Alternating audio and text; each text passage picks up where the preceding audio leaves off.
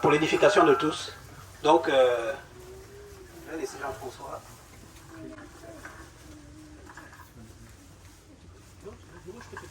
Non, ça va aller. Bien, je vais peut-être dans un premier temps rester assis. Ça peut être plus pratique pour retenir ma Bible et quelques notes, voilà. Donc bonjour à tous.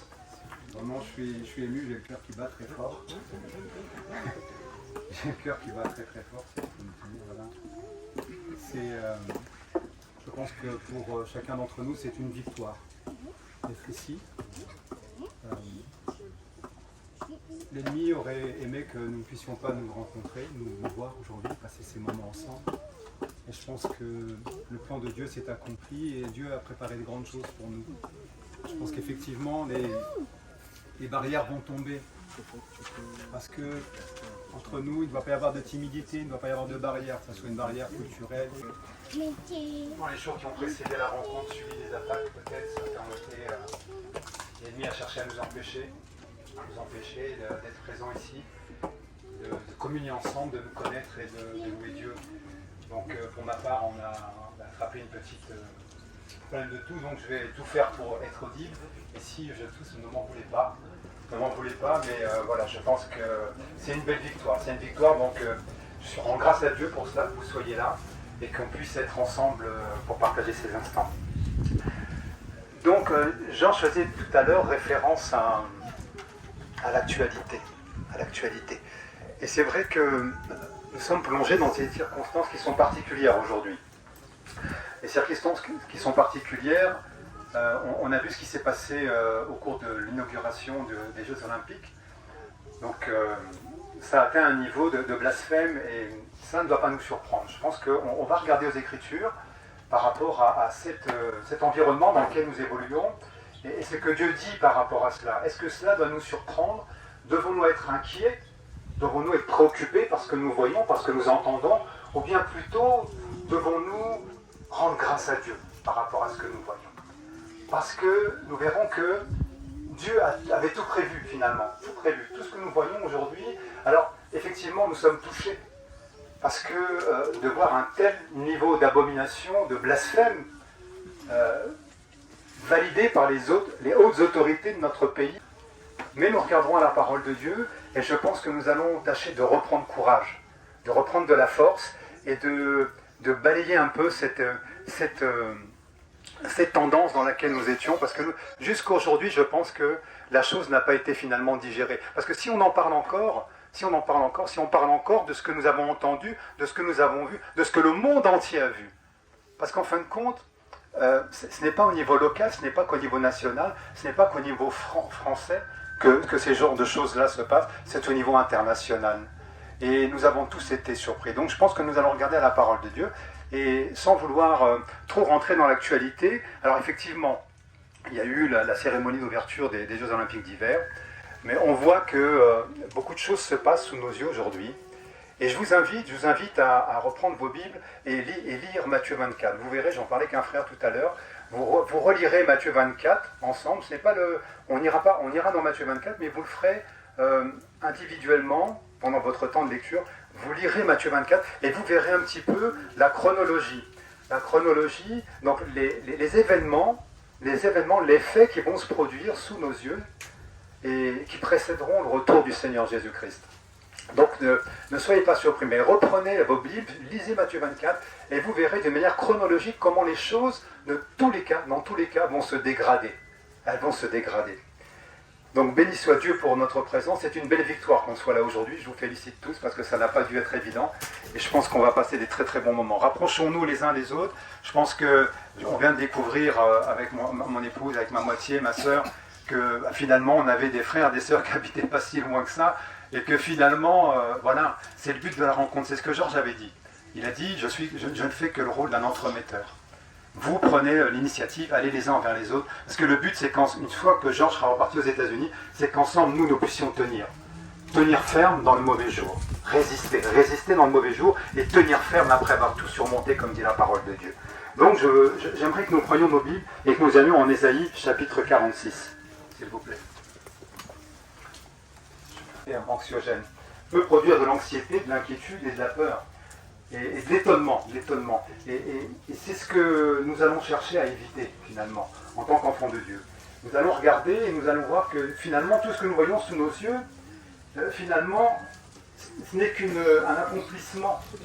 Ce n'est qu'un accomplissement des prophéties bibliques que nous allons voir aujourd'hui en partie. Dans ce sens. Comme ça. Ésaïe chapitre 46, s'il vous plaît. Donc nous voyons sous nos yeux des choses qui se produisent. Je pense qu'il faudrait, voilà. Des choses qui se produisent, on entend parler de guerre, de bruit de guerre.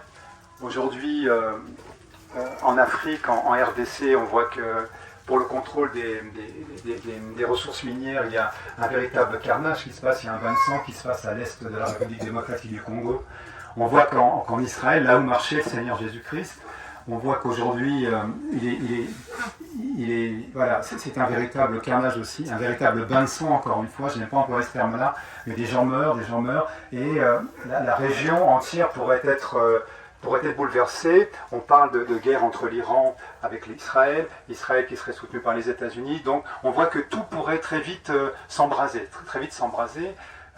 En Europe aussi, nous avons un conflit qui se déroule en Ukraine aujourd'hui, avec la Russie qui est impliquée, tous les pays de l'OTAN. Donc, si on regardait ces choses, et si nous nous limitions à les regarder d'un point de vue charnel, d'un point de vue humain, d'un point de vue mondain, nous pourrions être tentés de tomber dans l'inquiétude et de tenter d'être troublés. Et nous allons voir quelle est la recommandation de Dieu et comment finalement tout cela ne doit pas nous surprendre. Et c'est le thème du message, je pense, que ne soyez pas surpris. Vous ne devez pas être surpris. Ce que vous avez vu à la cérémonie d'ouverture des Jeux Olympiques de Paris ne doit pas vous surprendre finalement. Ça ne doit pas vous surprendre. Allons en Ésaïe chapitre 46. Je disais, et nous commencerons au verset 9. Ésaïe 46, verset 9. Donc il est écrit: souvenez-vous de ce qui s'est passé dès les temps anciens, car je suis Dieu. Ici c'est Ésaïe, donc un prophète qui, sous l'autorité, la conduite du Saint-Esprit, parle de la part de Dieu. Il dit: car je suis Dieu et il n'y en a point comment? Il n'y en a point d'autre. Je suis Dieu et nul n'est semblable à moi. Et voilà le verset qui nous intéresse, verset 10. J'annonce dès le commencement. J'annonce dès le commencement ce qui doit arriver. Et longtemps d'avance, ce qui n'est pas encore accompli. Nul ne peut surprendre Dieu. Et le chrétien ne doit pas être surpris. Si nous lisons nos Bibles, si nous regardons la vérité de la parole de Dieu, Dieu nous met en garde et Dieu nous avertit que toutes ces choses que nous voyons se produire sous nos yeux devaient se produire. Et il faut même que ces choses arrivent. Nous le verrons. La parole de Dieu le dit. Donc, reprenons le verset 10.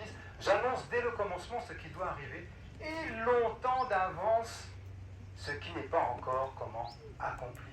Je dis, mes arrêts, donc mes décisions subsisteront et j'exécuterai toute ma volonté. Vous savez, rien ne peut se faire sans que Dieu ne l'ait permis. Toutes ces choses que vous voyez, Dieu l'a annoncé dès les plus anciens temps. Et le chrétien ne doit pas être surpris. Le chrétien ne doit pas être surpris. Nous allons le voir. Nous avons des recommandations, comment nous devons garder nos cœurs par rapport à ces choses-là. Ça ne doit pas nous surprendre. Allons en Jean chapitre 14. Dieu l'a dit d'avance. Nous allons le voir. Dieu le savait. Dieu est omniscient. Il est omnipotent. Il est omniprésent. Et nul n'est comparable à lui. Dieu savait. Dieu savait la cérémonie d'ouverture. Dieu savait. Mais c'était déjà depuis extrêmement longtemps. Dieu savait que les choses allaient se dégrader. Nous allons le voir. Et nous allons voir que sans vouloir vous inquiéter, nous allons voir que effectivement la parole de Dieu nous révèle toutes ces choses-là. Et c'est écrit clairement, noir sur blanc, nous allons le voir ensemble. Mais il y a une attitude de cœur à avoir, une attitude de cœur que le chrétien doit avoir. Et c'est à cela vraiment que nous allons nous attacher. C'est-à-dire que ne soyons pas surpris. Jean chapitre 14. Et ici, c'est le Seigneur Jésus-Christ, je crois que vous connaissez tous cette écriture, mais elle s'applique dans la situation au regard de l'actualité, au regard des conditions dans lesquelles aujourd'hui nous évoluons. Les conditions sont particulières. Elles sont anxiogènes. Quelle injustice, comment? Mais est-ce que cela doit nous surprendre? Est-ce que cela doit nous surprendre? Ne soyez pas surpris. Et je pense que vraiment le thème du message, c'est ne soyons pas surpris. Jean 14, finalement je m'en sors avec le micro. Jean 14, et vous connaissez tous ce verset-là, c'est un encouragement. Jean 14, verset 1. Alors, au regard de ces choses, au regard de cette actualité, au regard de ces guerres qui sont en train de se produire sur le territoire européen, au regard de l'intensité, de l'agressivité des pays entre eux, au regard des famines, des menaces qu'il peut y avoir, Jean 14, verset 1. Que votre cœur fasse comment? Ne se trouble point. Que votre cœur ne se trouble point. Croyez en Dieu et croyez en moi. Dieu l'a annoncé dès les temps anciens. Ces choses que nous voyons sous nos yeux ne doivent pas nous surprendre. Dieu le savait. Dieu savait que nous allions passer. Paul n'a-t-il pas dit, sache que dans les derniers jours, il y aura des temps comment? Difficiles. Il y aura des temps difficiles. Allons en Matthieu 24. Nous restons dans les évangiles. Que votre cœur donc ne se trouble point. Gardez bien ça en tête. Face à l'actualité, face au blasphème, face à l'accroissement du mal, face à l'intensité des guerres, des bruits de guerre, que votre cœur fasse quoi? Ne se trouble point. Pourquoi? Nous le verrons ensemble.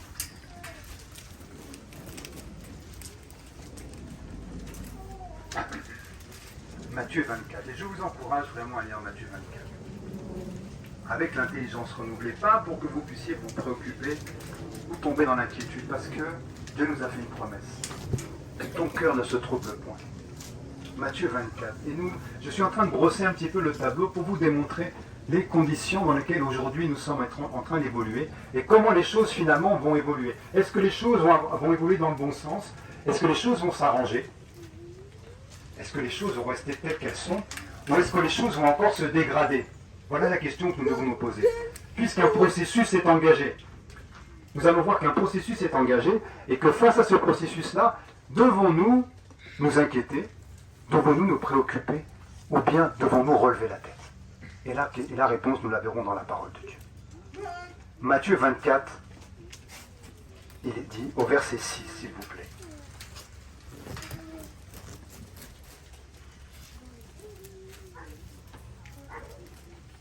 Vous entendrez, vous les disciples du Christ, vous les chrétiens, vous les croyants des temps de la fin, vous entendrez quoi? Des guerres, vous entendrez parler de guerre et comment? De bruit de guerre. Gardez-vous d'être comment? Troublé. Deuxième fois, que votre cœur ne se trouble point. Ton cœur a été troublé, mon frère. Ton cœur a été troublé, ma soeur, quand tu as vu ces choses, quand tu as vu ce blasphème en monovision internationale. C'est passé sur toutes les chaînes de télévision. Certains même se sont offusqués. Dans les pays musulmans, je crois qu'ils ont même boycotté. Il y a certaines chaînes qui se sont dissociées de cela. Mais ça a été un véritable cataclysme. Ce blasphème auquel vous avez assisté au cours. Mais il n'y a pas que cela. Il n'y a pas que cela. Regardez ce qui se passe. Aujourd'hui, je vous donne un chiffre. La guerre en Ukraine, qui se produit à quelques milliers de kilomètres de la France, on est quasiment à 500 000 morts. Sans compter les blessés, sans compter les disparus. Est-ce que vous vous rendez compte? C'est en Europe. En RDC, c'est des millions de morts. Pour le contrôle quoi? Des ressources minières. Pour le coltan. Et qui est derrière? Les grandes compagnies qui produisent les téléphones que nous utilisons aujourd'hui pour s'approprier les ressources minières du Congo. Et le sang des innocents coule. C'est terrible. C'est terrible. C'est terrible ce qui se passe. À Gaza, nous sommes à 40 000. 40 000 civils. Ce n'est pas une guerre d'une armée contre une armée, ce sont des civils. Rendez-vous compte de ce qui se passe aujourd'hui, alors que nous sommes ensemble aujourd'hui. Rendez-vous compte que nous sommes vraiment dans une partie de l'histoire de l'humanité qui est très particulière. Vous devez le savoir. Mais gardez en tête que votre cœur ne se trouble point. Matthieu 24, verset 6, il est dit, vous entendrez parler de guerre et de bruit de guerre. Gardez-vous d'être comment? Troublés. Pourquoi? Car il faut que quoi? Ces choses arrivent. Ces choses doivent arriver.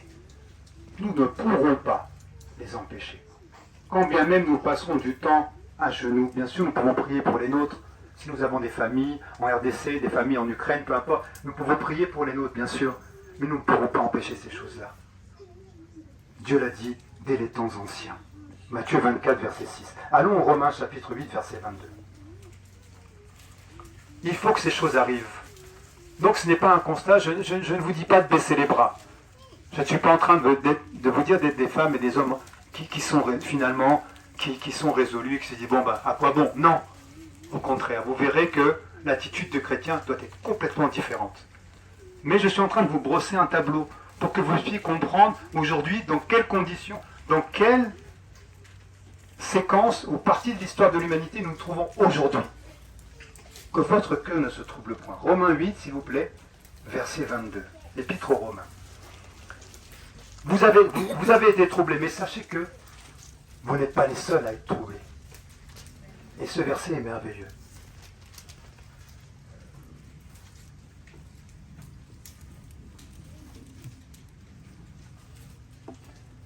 Je pense qu'on peut commencer pour donner un peu au verset 19. Romains 8, 19, s'il vous plaît. Romains 8, 19. Aussi la création, la terre, la création tout entière, l'univers, attend-elle avec un ardent désir la révélation, quoi? Des fils et des filles de Dieu que vous êtes. Car la création a été soumise à quoi? À la vanité depuis la création. Non de son gré, mais à cause de celui qui a soumis. Qui a soumis la terre à la vanité? Qui est celui qui est derrière ces choses-là? Vous le savez, vous connaissez son nom. L'ennemi. Satan, l'adversaire, Lucifer, c'est lui qui opère dans ce genre de choses-là.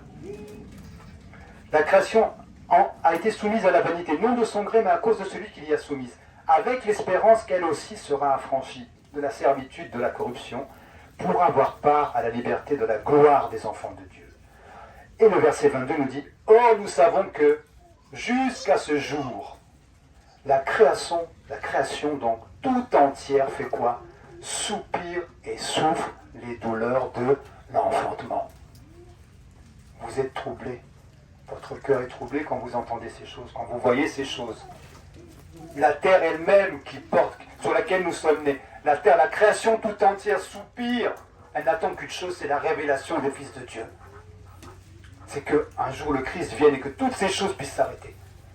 Parce qu'elle a été soumise, non de son propre gré, mais elle a été soumise à ces choses, elle est exposée à ces choses, à cette injustice, à ce sang innocent qui a été versé, et qui est versé jusqu'aujourd'hui. Elle y a été soumise par qui? Par l'ennemi.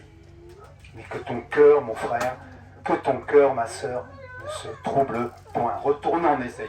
On va voir beaucoup de versets. Je suis en train de vous le brosser un peu, pour vous montrer un petit peu, voilà, que tout ce que nous voyons aujourd'hui, bibliquement, peut s'expliquer. Parce qu'il faut que ces choses arrivent. Il faut que ces choses arrivent. Il faut que ces choses arrivent. On ne pourra pas l'empêcher. Et rien ne se fera sans que cela ne soit conforme au plan de Dieu pour l'humanité. Romains, nous étions en Romains 8, 22. Allons en Ésaïe chapitre 8, s'il vous plaît. Je suis en train de démontrer que le contexte dans lequel nous évoluons n'est pas surprenant finalement. Parce que la Bible dit que même la création tout entière souffre et soupire, elle n'en peut plus. Elle soupire, elle n'en peut plus, les douleurs de l'enfantement.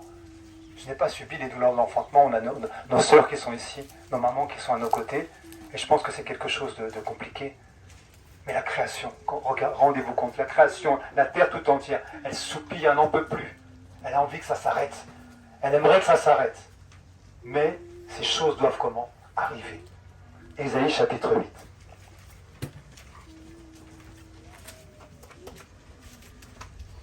Et nous allons au verset 12.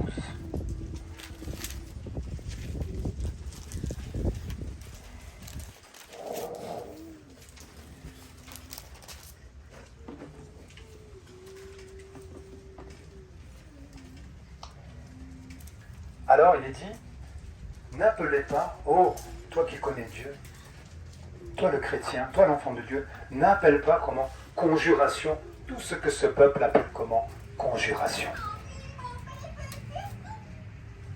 Et ne craignez pas ce qu'il craint, et ne soyez pas comment? Effrayés. Vous savez, quand on parle de guerre et de bruit de guerre, il est difficile de ne pas être comment effrayé. Mais Dieu te dit que tu ne dois pas appeler conjuration tout ce que ce peuple appelle conjuration. Tout ce que ces gens qui ne marchent pas avec Dieu, tous ces gens qui ne connaissent pas Dieu, tous ces gens qui ne font pas partie du peuple élu, du peuple saint de Dieu, appellent conjuration. Qu'est-ce que la conjuration? C'est le complot. Aujourd'hui, on parle beaucoup de complotisme en France. On parle beaucoup de complotisme, on dit « Oh, ce sont des gens qui sont derrière ça. » Voilà, on vous explique comment Macron fait partie des hauts degrés de la franc-maçonnerie, etc. Bon, mais le complot, nous allons voir, et Psaume 2 a été cité tout à l'heure, je bénis l'Éternel, parce que quand David intervenait tout à l'heure, on hésitait dans les actes, et à un moment donné, il a cité un verset, on va y aller tout de suite. Donc, terminons avec ce verset-là. N'appelons pas conjuration tout ce que ce peuple appelle conjuration. On ne doit pas avoir le même regard. Le chrétien ne peut pas avoir le même regard sur l'actualité, sur l'environnement dans lequel nous sommes aujourd'hui, qui est terrible. On ne doit pas avoir le même regard, la même approche. On ne doit pas avoir la même réaction. On ne doit pas avoir la même peur. La peur ne doit pas s'installer. Bien au contraire. Tu dois te dire, Seigneur, je sais que ces choses doivent arriver. Et il faut qu'elles arrivent. Nous ne pourrons pas l'empêcher. Nous ne pourrons pas l'empêcher. Donc je disais allons en Psaume, chapitre 2. C'est le verset qui a été cité tout à l'heure en acte, en fait, la référence est Psaume, chapitre 2. À un moment donné, l'homme de Dieu s'est posé la question, s'est dit, mais pourquoi? Il y a effectivement un complot, et ce complot remonte à la rébellion. La rébellion quand Satan, quand Lucifer, l'ange de lumière qui était au service de Dieu, s'est rebellé, qu'il a été chassé du ciel, et qu'il a emmené un tiers des anges, l'armée des cieux avec lui. Et ce complot aujourd'hui, il est contre Dieu, il est contre le Christ, et contre le peuple de Dieu sur cette terre. Il y a un complot effectivement. Psaume chapitre 2 nous dit, voilà, verset 1, c'est une question qui est posée. Pourquoi ce tumulte parmi les nations? Ces vaines pensées parmi les hommes? Pourquoi les rois de la terre se soulèvent-ils et les princes se liguent-ils avec eux? Dans quel but? Contre l'Éternel et contre son loin. Qui est loin de l'Éternel? C'est Jésus-Christ. C'est nous qui avons été scellés du Saint-Esprit. Nous qui formons le corps du Christ. Donc il y a effectivement, l'ennemi s'est levé. Il y a une guerre. Et cette guerre, nous en connaissons l'issue. C'est la victoire. La victoire pour Dieu, pour le Christ et pour le chrétien. Mais aujourd'hui, alors que nous sommes plongés dans ces circonstances, alors que nous entendons parler de guerre, de bruit de guerre, alors que nous sommes confrontés à ces injustices, alors que des famines, des injustices se déroulent sous nos yeux, faisons l'effort de ne point être troublés, parce que Dieu l'avait dit d'avance, Dieu l'avait annoncé. Si nous lisons nos Bibles, nous le voyons. Dieu l'avait dit d'avance, on l'a vu au début de cette intervention, quand nous étions à Nazaï. Dieu l'avait dit, Dieu l'avait révélé. Alors, quelle doit être notre attitude? Qu'est-ce que dit la parole de Dieu par rapport à cela? Maintenant que nous savons que de toute façon, ces choses, nous ne pourrons pas les éviter. Nous ne pourrons pas les éviter. Alors quelle doit être notre attitude? Vu que le contexte, la scène est plantée, et que nous voyons des choses, et que les choses de toute façon, je ne pense pas que les choses vont s'arranger. Et nous allons voir dans la parole de Dieu que le message finalement n'est pas rassurant dans le sens où, oh mais vous allez voir, tout ça va s'inverser, la tendance va s'inverser, les choses vont s'arranger. Ce n'est pas le message de la parole de Dieu. Allons en 2 Timothée, s'il vous plaît. Et ici, nous allons voir Paul, poussé par le Saint-Esprit, qui va faire une déclaration qui est tellement d'actualité aujourd'hui. Allons en 2 Timothée. Que votre cœur ne se trouble point, car il faut que ces choses arrivent. Il faut que ces choses arrivent.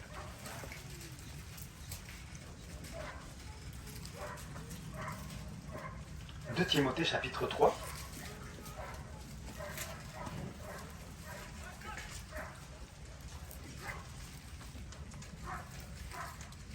Au verset 12.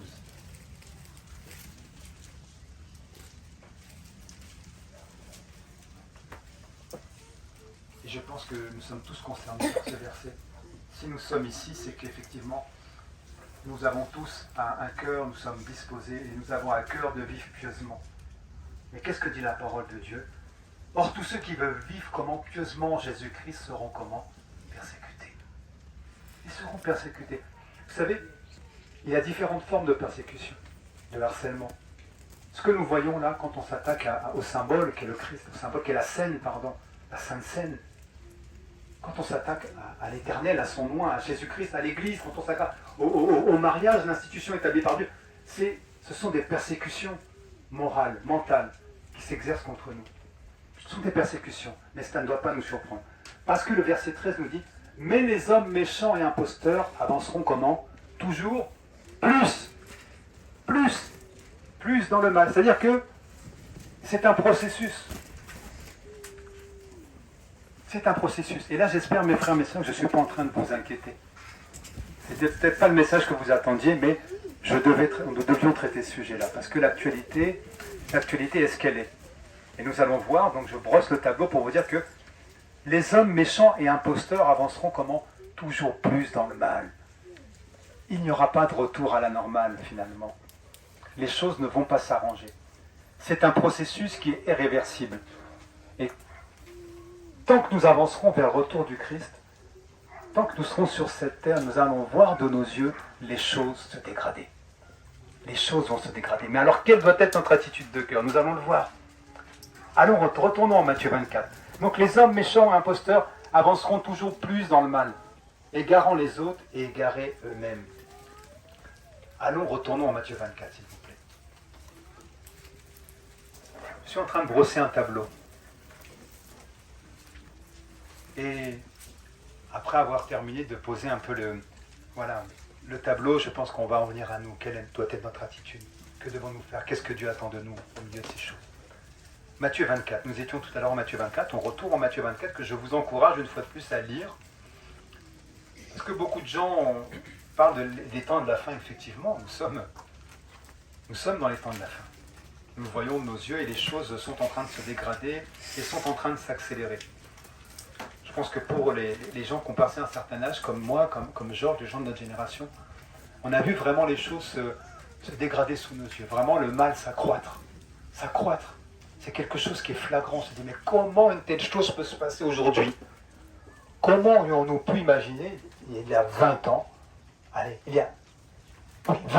comment aurions-nous pu imaginer qu'aujourd'hui, deux hommes puissent se tenir main dans la main, s'embrasser comme ça, en pleine rue, devant des enfants, ou que même deux femmes fassent ça. Mais comment ?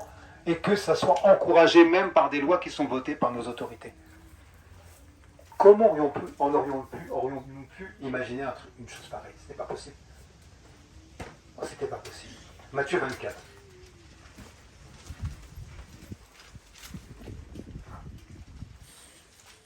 Et nous allons au verset 12, s'il vous plaît. Et là, Jésus-Christ va brosser un tableau des conditions dans lesquelles va se trouver l'homme dans les temps de la fin. Et il va dire, et parce que l'iniquité, et d'autres versions, j'ai regardé à d'autres versions disent parce que le mal, l'iniquité, et parce que le mal se sera accru, il y aura un accroissement du mal. Ça ne doit pas nous surprendre, nous ne devons pas être surpris.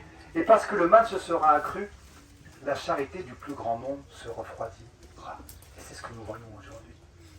Les gens deviennent insensibles, égoïstes, fanfarons, amis de l'argent, aimant le plaisir plus que Dieu. Nous sommes dans ces conditions.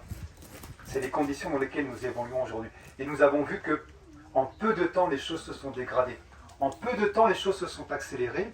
Nous sommes dans un processus, et ce processus, il est irréversible. Il n'y aura pas de retour en arrière. Les choses vont aller en se dégradant.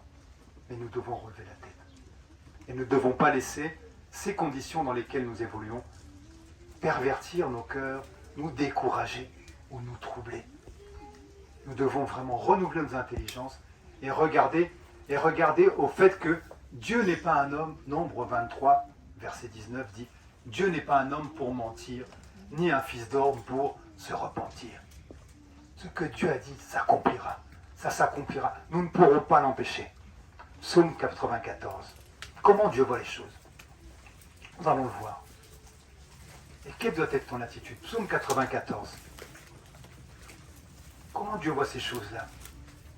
Tous ces gens qui finalement servent ouvertement le diable, qui n'ont plus aucune sensibilité à la souffrance humaine, qui font couler le sang innocent, qui blasphèment contre Dieu, qui s'attaque à un symbole comme la Sainte Seine, qui insulte le Christ qui a donné sa vie pour eux, qui a versé son sang non contaminé, pur, qui a coulé pour toi, qui a coulé pour moi, qui a coulé pour les péchés de toute l'humanité.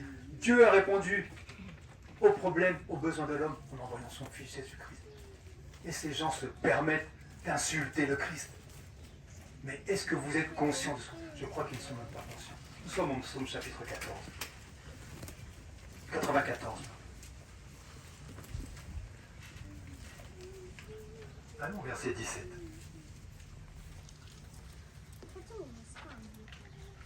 Si l'Éternel n'était pas mon secours, mon âme serait bien vite dans la demeure du silence. Amen. Quand je dis mon pied chancelle, je titube ou je perds pied, ta bonté, ô Éternel, me sert d'appui. Et quand les pensées s'agitent en foule au-dedans de moi, tes consolations font quoi? Elles réjouissent mon âme. Vous savez, les pensées s'agitent en foule. Vous savez, quand vous êtes confronté à ce genre de choses, vous vous posez des questions, vous dites, mais comment ça peut se passer? Comment les choses vont se terminer? Mais comment ils ont pu faire une chose pareille? Les pensées s'agitent en foule. Vous commencez à vous poser des questions. Mais la parole de Dieu, les consolations, les versets de la parole de Dieu que tu as reçus, à laquelle tu as cru, et que tu gardes dans ton cœur, doivent te réjouir, te redonner du courage. Te redonner du courage pour aller de l'avant et relever ta tête.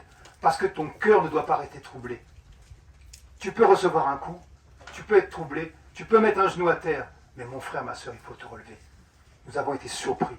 Ce qui s'est passé vraiment, qui aurait pu imaginer? C'est le sport quand même. Les Jeux Olympiques, on parle de sport, on parle de valeurs quand même qui sont relativement saines, de valeurs morales saines. C'est familial, c'est quelque chose que toutes les familles, les enfants peut-être ont regardé avec leurs parents, les parents regardaient ça avec leurs enfants, c'est un spectacle. Mais qu'avons-nous vu? Mais c'est terrible. C'est terrible d'avoir vu ces choses. Les gens ont dû éteindre la télé, je n'ai pas regardé personnellement, j'étais au travail.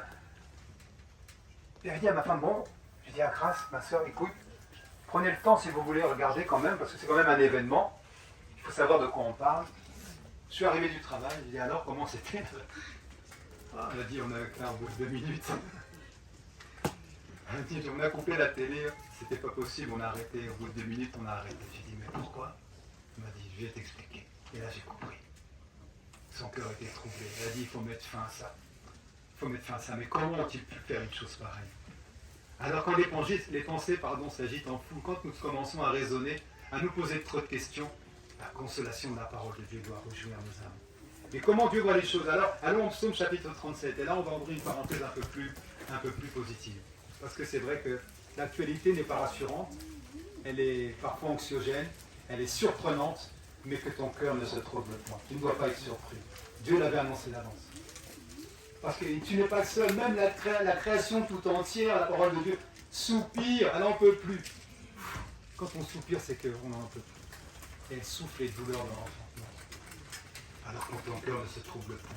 Et quand les pensées s'agitent en fou dans ta tête, au-dedans de toi, sache que la parole de Dieu, les consolations de Dieu, les promesses de Dieu doivent réjouir ton âme et te redonner du courage. Psaume chapitre 37. Comment Dieu voit les choses?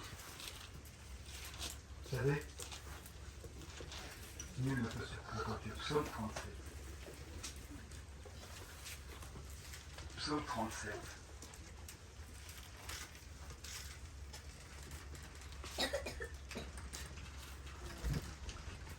Et on commencera au verset 12.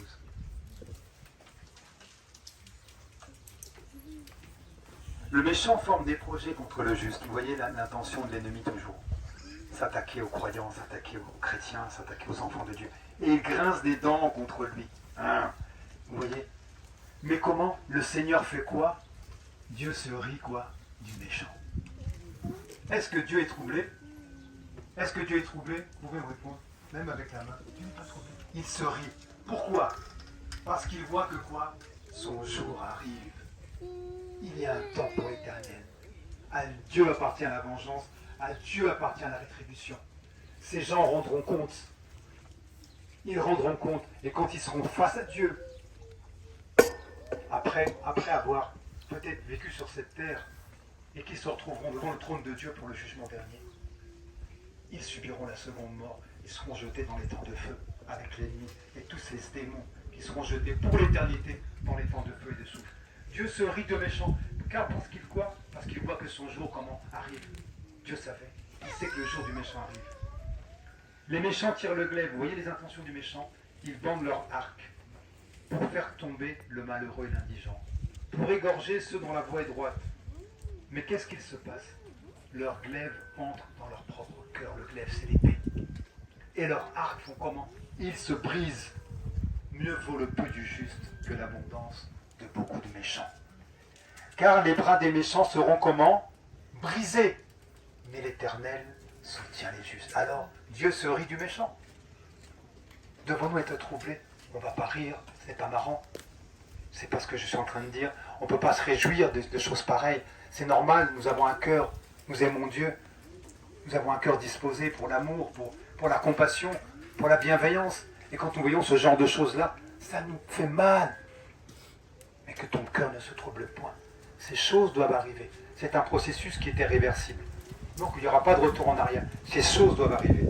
Ésaïe chapitre 5, pardon. Le vent se lève. Ésaïe chapitre 5. Donc Dieu se rit de méchants. Il se rit parce qu'il voit que son jour arrive. Il y aura un jour, vous inquiétez pas. Dieu mettra fin à toutes ces choses. C'est là notre espérance. Dieu mettra un fin à toutes ces abominations, à toutes ces injustices. Dieu mettra fin à ce sang innocent qui coule aujourd'hui sur cette terre, à toutes ces morts injustes, à toutes ces personnes qui partent sans avoir connu le Seigneur. Dieu mettra fin à cela. Dieu se rit du méchant parce qu'il voit que quoi? Son jour arrive. Ésaïe chapitre 5, pardon. Et nous allons voir quelle est leur condition aux yeux de Dieu. Comment Dieu voit ces gens-là. Donc il s'en rit, il sait que leur jour arrive. Ils finiront par tomber, ils finiront par rendre compte. C'est ce que je dis toujours à ma compagne. Je dis, ils rendront compte pour ce qu'ils font. Ils rendront compte. Ils auront des comptes à rendre là-haut. Et la facture va être salée. La facture va être salée. Ésaïe chapitre 5. Vous connaissez tous ce verset. Malheur à ceux qui appellent comment? Le bien comment? Le mal bien et le bien mal. Qui change les ténèbres en lumière et la lumière comment? En ténèbres. Qui change l'amertume en douceur et la douceur en amertume. Dieu dit comment? Le malheur s'abat sur eux. Le malheur s'abattra sur eux. Ils finiront par rendre compte et la facture sera salée. Allons s'il vous plaît en 2 Pierre. On va avancer dans l'exhortation. Allons en 2 Pierre s'il vous plaît. Donc les conditions sont particulières. Elles peuvent paraître anxiogènes. Mais Dieu se rit du méchant. Et il t'encourage à ne pas être troublé, à prendre courage, à regarder à la parole de Dieu. Dieu le savait d'avance. Il savait que toutes ces choses allaient s'accomplir, que toutes ces choses se produiraient sous nos yeux. 2 Pierre chapitre 2. On voit beaucoup de versets, je fais peu d'explications, mais c'est pour vous dire que voilà, toutes ces choses ont été écrites d'avance finalement. Et ces gens-là, finalement, sans même le savoir, contribuent à l'accomplissement de la volonté de Dieu. Ils contribuent sans même le savoir à l'accomplissement de la volonté de Dieu. Parce que Dieu même avait suscité Pharaon comment? À dessein. Dieu avait suscité Pharaon à dessein. Comment? Tu nous dis, mais comment ça? Pharaon? Oui, parce que Dieu s'est servi de Pharaon comme d'un instrument pour faire éclater quoi? Sa gloire. Et la gloire de Dieu a resplendi quand les enfants d'Israël sont retrouvés face à la mer Rouge. Il n'y avait pas d'issue. Que les Pharaon et toute son armée les pourchassaient. Que le peuple était en révolte. Mais pourquoi tu nous as fait mourir? Tu nous as emmenés dans le désert. Pourquoi? Pour nous faire mourir. N'y avait-il pas des tombes là-bas en Égypte? Il n'y avait pas de solution. Mais Dieu suscita Pharaon un dessein. Pourquoi? Pour faire éclater sa gloire. Et là où il n'y avait pas un chemin, Dieu a fait un chemin au milieu de la mer Rouge. Et les enfants d'Israël sont sortis comment? Ont traversé comment? À sec la mer Rouge. Donc ces choses ne doivent pas vous surprendre. Elles contribuent à l'accomplissement de la volonté de Dieu. 2 Pierre chapitre 2, s'il vous plaît. Verset 4. On va lire un passage jusqu'au verset 12. Car si Dieu n'a pas épargné les anges qui ont péché, mais s'il les a précipités dans les abîmes des ténèbres, et les réserve pour le jugement, s'il n'a pas épargné l'ancien monde, mais s'il a sauvé Noé, lui, huitième, ce prédicateur de la justice, lorsque Dieu fit venir le déluge sur un monde comme d'impie, s'il a condamné à la destruction et réduit en cendres, quoi, les villes de Sodome et Gomorrhe. Il y a quelques heures de cela, quelques jours, nos frères étaient à l'entrée de la porte de Sodome, là-bas à Paris, Rambuteau, le Marais, le quartier homosexuel par excellence. Ils étaient là-bas, ils ont eu courage, ils se sont levés, ils ont brandi les banderoles, ils ont évangélisé, ils ont parlé la parole de Dieu. Repentez-vous, repentez-vous, ils leur ont dit. Parce que Sodome est un symbole. C'est un symbole.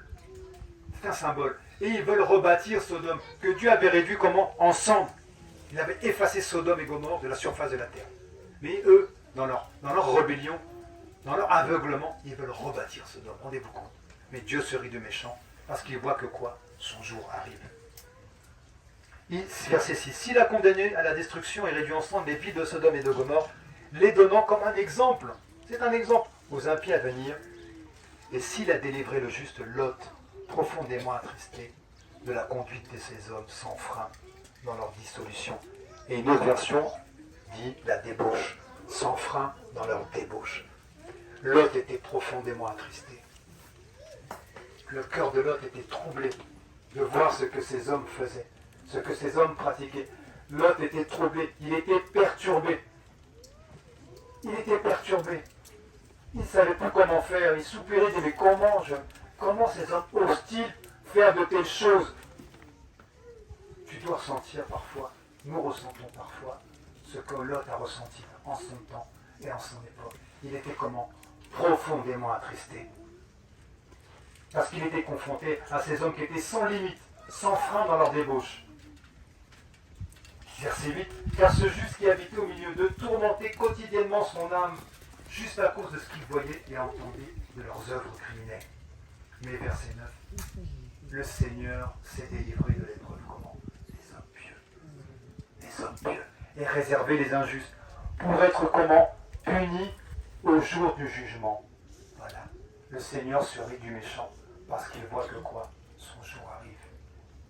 Le Seigneur se rit du méchant. Ok. Très bien.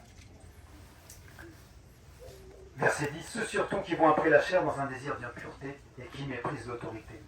Audacieux et arrogants, ils ne craignent pas d'injurier les gloires. Et ça, c'est la condition. Pardon. C'est la condition dans laquelle ces hommes se plongent, finalement. Et ça ne doit pas vous surprendre. Il nous reste 10 minutes, on va terminer. Les conditions ne doivent pas te surprendre, mon frère, ma soeur. Ces choses-là doivent se passer. Elles étaient annoncées d'avance. Et aujourd'hui, effectivement, tu peux être troublé, tu peux être perturbé, tu peux être parfois désemparé. Mais sache que Dieu se rit du méchant. Dieu savait que ces choses arriveraient. Et il y a un jour pour le méchant. À Dieu appartient la vengeance. À Dieu appartient quoi? La rétribution. Ces gens-là rendront compte. On va commencer. Allons en Hébreux chapitre 2. Quelle doit être ton attitude alors, mon frère? Quelle doit être ton attitude face à tout cela? Quelle doit être ton attitude? Alors que nous sommes la génération sûrement des chrétiens, des croyants des temps de la fin. Alors que nous sommes confrontés à ces hommes sans frein dans leur débauche. Alors que les hommes méchants imposteurs avancent toujours plus dans le mal. Que devons-nous faire? Je vous dis que ton cœur ne se trouble point. Crois en Dieu et crois en moi. Seigneur Jésus-Christ. Nous devons croire la parole de Dieu et être rassurés. Hébreux chapitre 2.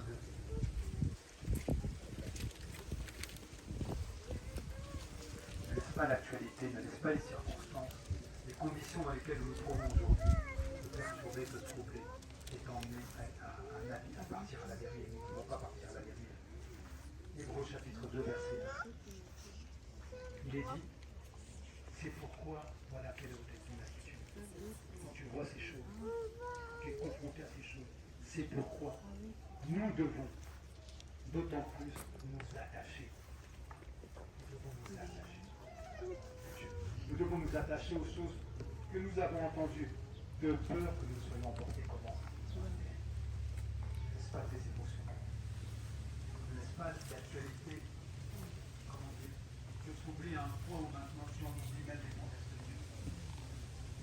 pas te décourager. Ils n'auront pas à dire non. Rien ne peut se faire sans que Dieu nous ait sans que Dieu nous ait permis. Et Dieu voit ces choses, et il se rit du méchant. Parce qu'il voit que toi, Dieu sait qu'il y a tout ça. C'est bon. Mais toi, quelle doit être ton attitude? Quelle doit être notre attitude? C'est de nous attacher davantage. De marcher encore plus. Parce que la vie dit que celui qui se souille, se souille comment? Davantage. Et que celui qui se sanctifie davantage. Perfectionnons-nous. Nous devons nous perfectionner. Se perfectionner. Nous attacher davantage. Nous ne devons pas être troublés. Nous devons persévérer. Parce que nous savons que tout ça prendra fin un jour. Le Seigneur se rit du méchant. Tu dois t'attacher à la parole de Dieu. Écoute le message de la parole. Attache-toi à tes frères. Encourageons-nous. Persévérons. Passons du temps ensemble. C'est le but de cette mission que Dieu a confiée à nos frères. C'est que nous puissions nous connaître. Que nous puissions ensemble nous affûter, nous aiguiser. Tout à l'heure, je parlais avec un frère, on disait que, en proverbe, il dit que le faire est de faire. Le fait de se rencontrer. Le fait de passer du temps ensemble. D'échanger ensemble, de partager nos expériences, nos témoignages. Le faire. Tu dois rester tranchant par rapport à la parole de Dieu. La parole de Dieu est vivante, efficace, plus tranchante qu'une épée quelconque à deux tranchants. Elle sépare la vérité de l'erreur. Et toi, en tant que chrétien, tu dois être tranchant aussi dans ta façon de percevoir les choses, dans ta lecture de l'actualité, dans ta façon de penser. Tu dois demeurer comment? Tranchant. Et pour être tranchant, il faut être comment? Affûté. Quand la lame du couteau n'est plus affûtée, qu'est-ce qui se passe? Le couteau ne coupe plus. Le couteau ne coupe plus. Et le but de cette rencontre, c'est que mon frère, ma soeur, tu sois comment? Affûté. Parce que c'est le fer qui aiguise le fer. Si le fer ne rencontre pas le fer ne peut pas s'aiguiser. Tu dois demeurer tranchant. Tu dois savoir que ces choses doivent arriver. Je ne serai pas troublé. Je sais que le Seigneur l'a dit dans sa parole. Nous sommes dans les temps de la fin. Tout est dit. Dieu ne peut pas être surpris. Je ne serai pas surpris. Même si j'ai mal, ça me fait mal. Mais je sais que je ne pourrai pas empêcher ces choses-là d'arriver. Allons en Job, verset 22. Voilà l'attitude de cœur du croyant. Nous devons, c'est pourquoi, face à ces choses, nous devons d'autant plus nous attacher aux choses que nous avons entendues, de peur que nous ne soyons comment? Emportés à la dérive, que nous fassions naufrage par rapport à la foi. Dieu ne veut pas que nous fassions naufrage. Si tu demeures conditionné par l'actualité, si tu demeures focalisé sur ce que les hommes qui ne connaissent pas Dieu font, tu vas partir à la dérive et tu feras naufrage par rapport à ta foi. Tu feras naufrage. Dieu ne veut pas que nous fassions naufrage. Dieu veut que nous puissions garder le cap. Et le cap, c'est l'espérance. L'espérance du retour du Christ. Job, chapitre 22, j'ai dit. J'ai pris du temps. Merci Seigneur pour cette opportunité. Jimmy s'était proposé. Bon, j'ai vu que...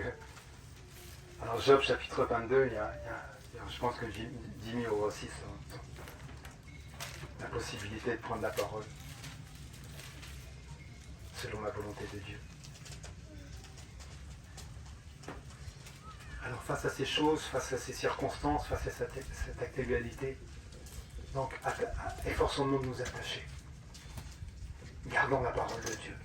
Gardons le cap. Ne partons pas à la dérive, ne faisons pas naufrage. Dieu se rit du méchant. Il savait que ces choses arriveraient. Et même si toute la création soupire et souffre, même si toi tu es troublé, même si parfois tu as mal, même si tu dis, mais comment des choses pareilles peuvent-ils se produire, Seigneur? Comment?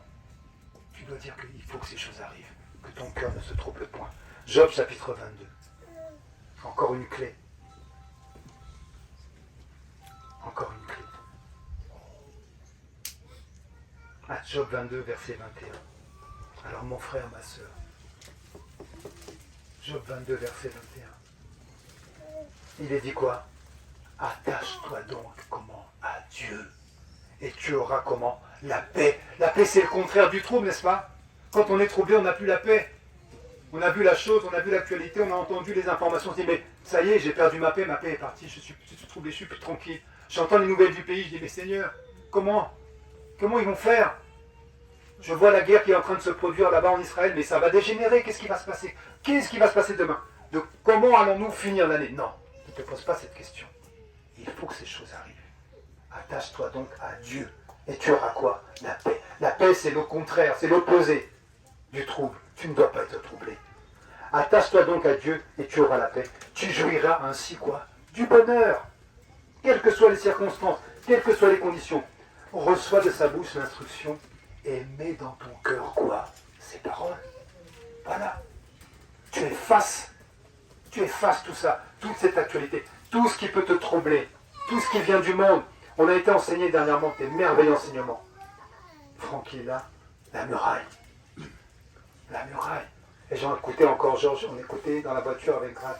Georges qui disait que la muraille, tu creuses dans les profondeurs de la terre pour bâtir la fondation de ta muraille. Et cette muraille-là, elle monte jusqu'au ciel. Nul ne peut la franchir. Tu bâtis une muraille autour de ta vie chrétienne, de tes pensées. Quand les pensées s'agitent en foule dedans de toi, les consolations de Dieu font quoi? Elles te réjouissent, elles réjouissent ton âme. Tu bâtis une muraille, tu dis non, je sais que ces choses doivent arriver, ça me fait mal. Mais le Seigneur sourit du méchant, parce qu'il voit que quoi? Son jour arrive. Il voit que son jour arrive.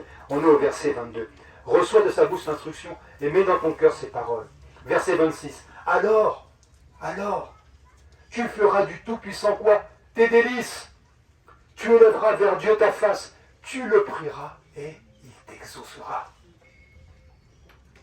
Quelle merveille. Et tu accompliras tes vœux. À tes résolutions répondra quoi? Le succès. À tes prises de position. À tes prises de décision. Les résolutions que tu prendras avec Dieu, selon sa parole, quelles que soient les circonstances, et même si nous sommes dans des temps mauvais, même si dans les derniers jours, il y aura des temps comment? Difficiles, à tes résolutions, les décisions que tu prendras, répondront quoi? Le succès. Dieu te garantit, quelles que soient les circonstances. Beaucoup d'hommes de Dieu, beaucoup d'enfants de Dieu, de femmes, des femmes qui ont connu Dieu dans les temps anciens, qui nous ont précédés, ont évolué dans des circonstances. Imaginez-vous Lot, profondément attristé par les choses qu'il voyait. Il était troublé. Nous aussi, nous sommes troublés. Mais que ton cœur ne se trouble point. Attache-toi donc à Dieu. Retiens fermement les choses que tu as reçues, de peur que tu ne sois emporté loin d'elle. On termine, encore 2 versets. Ésaïe chapitre 20, s'il vous plaît. Ésaïe chapitre 2. Que ton cœur ne se trouble point. Ça fait mal, c'est certes. Encore 2 versets et clôture. Ésaïe chapitre 2. À tes résolutions répondront quoi? Le succès. Prends la résolution. Aujourd'hui, prends la résolution de ne plus te conditionner par ce que font les hommes qui ne connaissent pas Dieu. Prends la résolution de ne plus être conditionné par l'actualité. Prends la résolution de ne plus être conditionné, motivé par la peur, la crainte. Prends cette résolution. Parce que Dieu dit qu'à tes résolutions répondra quoi? Le succès. Prends cette résolution, même si ça fait mal des fois. Tu dois surmonter ces choses. Ésaïe chapitre 2.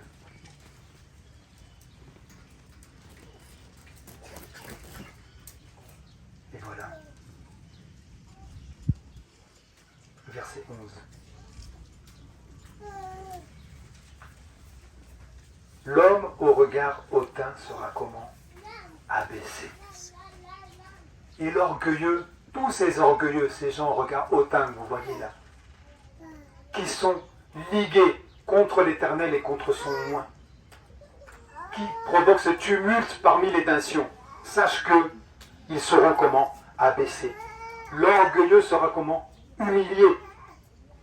L'Éternel seul sera élevé en ce jour-là. Car, quelle beauté! Il y a un jour pour qui? Pour l'Éternel des armées. Dieu se rit du méchant, parce qu'il voit quoi? Que son jour arrive. Et il y a un jour pour l'Éternel des armées. Dieu n'a pas dit son dernier mot. Dieu n'a pas dit son dernier mot. Quand vous voyez toutes ces choses, que votre cœur ne se trouble point. Car il faut que ces choses arrivent. On ne pourra pas l'empêcher. Les hommes méchants imposteurs avanceront toujours comment? Plus dans le mal. Le mal va s'accroître. C'est un processus, on ne pourra pas l'empêcher. Mais sache qu'il y a un jour pour l'Éternel des armées. Et qu'un jour, Dieu mettra fin à toutes ces choses. L'orgueilleux sera comment? Abaissé. Et le hautain sera comment? Il sera humilié. Et le croyant, le chrétien, sera élevé. Alors mon frère, ma sœur, j'aimerais terminer On va aller en Luc, verset 21, chapitre 21, s'il vous plaît. J'ai pris du temps pour brosser un petit peu l'actualité. Oui, c'est fini. On termine.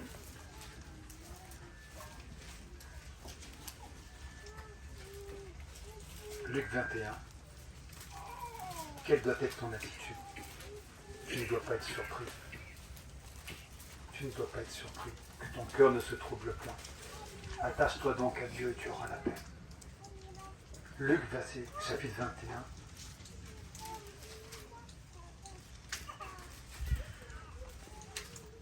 Verset 28. Concernant les événements de la fin des temps de la fin. Verset 28. Quand ces choses commenceront à quoi? À arriver. Est-ce que vous y êtes tous?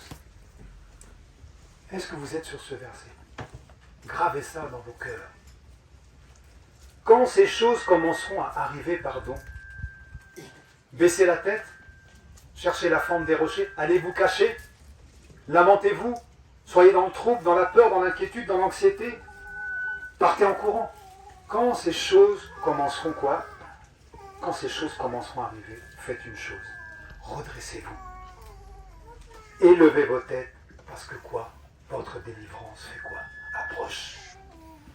Tu ne dois pas être troublé.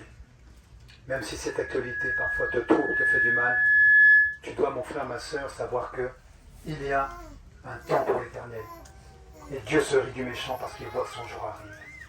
Donc relevons nos têtes. Effectivement, il y aura des efforts à produire. Les temps seront difficiles pour le croyant, pour le chrétien. La Bible dit que tous ceux qui veulent vivre pieusement en Jésus-Christ seront comment? Persécutés.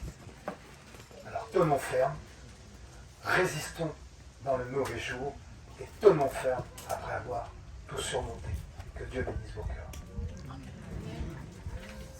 Amen.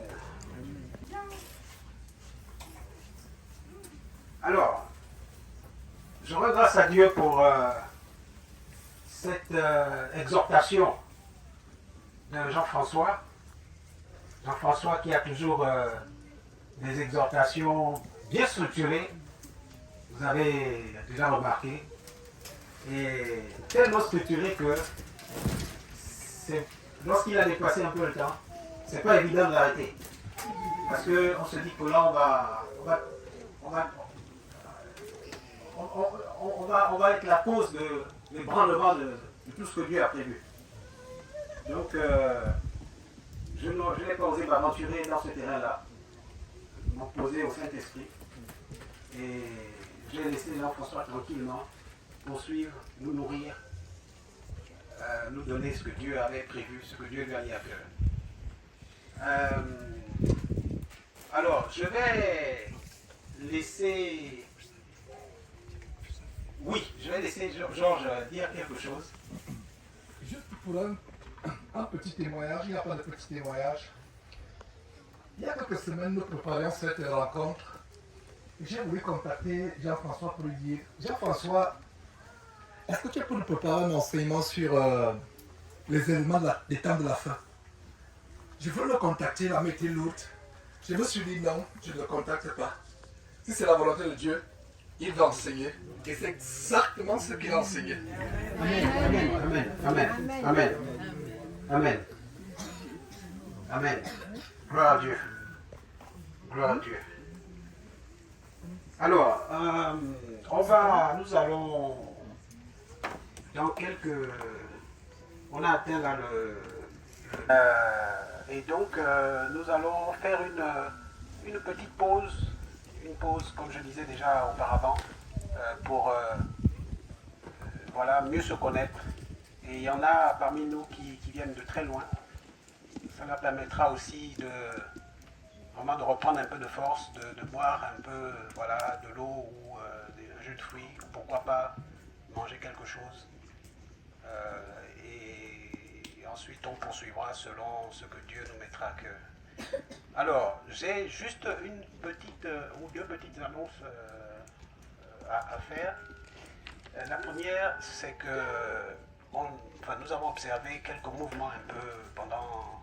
Là, c'était une exhortation J'ai préféré attendre la pause pour le faire remarquer. Donc, essayons de nous discipliner. Il y avait beaucoup de mouvements, un peu.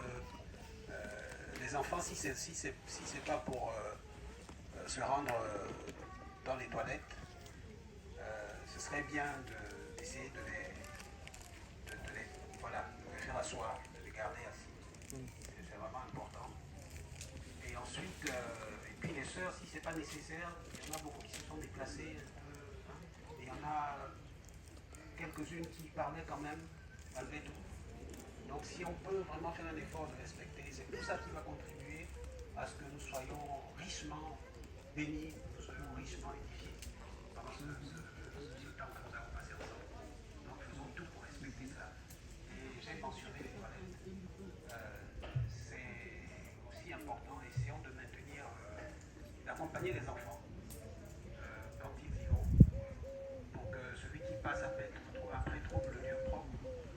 Et pour nous les adultes, n'hésitons pas à regarder derrière nous lorsque nous sortons des toilettes, en faisant en sorte que vraiment ce temps puisse être agréable pour chacun d'entre nous. Donc voilà, merci pour votre attention sur ces 2 points. Et nous allons, voilà, nous clôturons la première partie des exhortations, des enseignements, et nous allons poursuivre. Ah, j'avais oublié, pardon, excusez-moi. Alors, dans l'enseignement de Jean-François, merci Seigneur, j'avais un point en tête. Alors, effectivement, Jean-François, je vais resuivre parce que Jean-François donne toujours tellement de versets, comme je disais, bien structurés. Donc, je vais resuivre pour bien noter parce que c'est vraiment impressionnant. Et il y a quelque chose qui m'est venu en même temps que Jean-François nous enseignait. C'est Éphésiens dans le que faire, en fait. Vous voyez, Jean-François, après, dans sa démonstration, ce que Dieu lui a mis à cœur, il y avait le que faire aussi. Et il nous a tellement bien démontré comment est-ce que notre cœur ne devrait pas être troublé à l'appui des versets. Et en même temps, m'est venu vraiment ce rappel d'Éphésiens 4, verset 10. Même pas verset... oui, à partir du verset 10, on peut prendre. C'est-à-dire dans le que faire, nous ne devons pas oublier ce point important. Il a parlé effectivement des ténèbres dans l'un des versets qu'il a donné d'Isaïe. Et ce verset qui nous revient très souvent, Éphésiens 4, on peut commencer au verset 10. Examinez ce qui est agréable au Seigneur et ne prenez point part aux œuvres infructueuses des ténèbres, mais plutôt condamnez-les. Car il est honteux de dire ce qu'ils font en secret. Et je rends grâce à Dieu parce que vous vous souvenez de cette merveilleuse révélation que Dieu avait donnée à Jean-François alors qu'il y avait l'exercice de discernement sur les Jeux Olympiques justement, où il a eu le discernement vraiment de la flamme qui n'était autre que la flamme de Lucifer. Et vraiment c'était un merveilleux exercice de discernement. Et donc, il a appliqué ce verset, en fait, en même temps.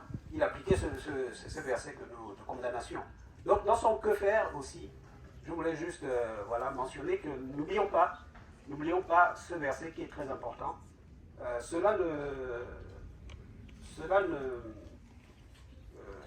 L'absence de... En fait, si vous voulez, une condamnation ne peut pas... Si nous condamnons dans nos chambres, ce n'est plus une condamnation, c'est un murmure, en fait. Donc nous ne pouvons pas murmurer dans nos chambres. C'est important, pourquoi? Justement, par rapport à la révélation qu'il avait donnée, je suis sûr, non seulement que nous avons été tous édifiés, et ceux qui ont après vu, et même ceux qui ont... peut-être qui ne sont pas convertis, et qui, par cette révélation, peut-être ont eu les yeux ouverts. Et donc, je veux dire de ne pas oublier ce point. N'oublions pas ce point. Nous sommes dans les... Nous le disons souvent, et Jean-François a rappelé, au travers de nombreux versets, nous sommes dans les derniers temps. Dieu seul sait combien de temps. Même si nous sommes dans les derniers temps. Et ce qui est cher à Dieu,